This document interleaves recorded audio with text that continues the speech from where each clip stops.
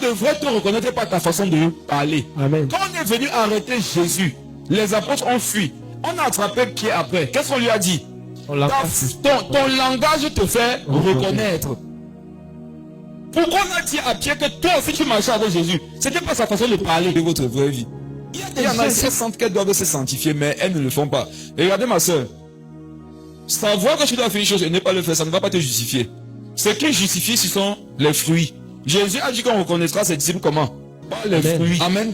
Donc les gens doivent pouvoir lire la Bible lorsqu'ils te voient. Amen. Demande-toi, est-ce que je représente un livre de la Bible? Amen. Si vous représentez la boîte de nuit, vous représentez la sorcellerie, vous représentez les ténèbres, le monde. La Bible nous fait comprendre que nous devons être le prolongement des Écritures. Quand un frère te voit, il doit dire que non, celui-ci non, il me fait seulement penser à l'enlèvement. Parce que c'est comme, il est en train de vivre comme si Jésus arrivait hier. Pas de frère Apocalypse. Amen. Jésus t'informe que tu es la lumière du monde. Et la lumière est censée éclairer. Une lumière qui n'éclaire pas, ce n'est pas une lumière. Une lumière qui n'éclaire pas, c'est un songe. Il y a beaucoup, si votre vie avec Dieu, c'est comme les songes. Dès que vous vous réveillez, il n'y a plus rien. C'est dans les songes que vous vivez votre vraie vie. Il y en a ici qui habitent à Gosen. Tu dois faire les choses comment? Selon la parole. Prends Hébreu 1, le verset 3. Quelqu'un qui dit qu'il habite dans la lumière, il doit faire les choses selon la parole.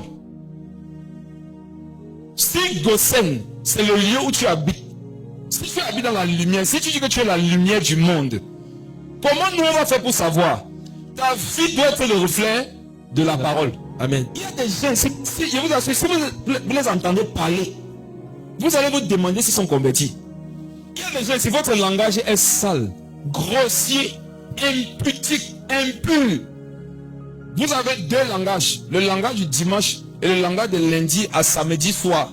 Pourquoi samedi soir? Parce que tu pries un peu avant de dormir pour le dimanche. On doit pouvoir te reconnaître par ton langage. Les gens de langage sale, grossier, non, tu n'es pas de ce style-là. C'est ça être la lumière. Et mes frères et sœurs, les gens parfois ne vont pas te le dire, non? Mais quand tu as les fruits de l'esprit, quand tu es une lumière, ils le savent. Ils ne vont pas souvent te le dire. Comment tu reconnaîtras qu'ils savent que tu es une lumière? C'est qu'ils auront les problèmes. Ils vont se moquer de toi. Mais quand il y aura des prix, ils vont te dire que pasteur, prie pour moi. Ah, pasteur, prie pour moi. Donc tu savais et tu te moquais. Amen.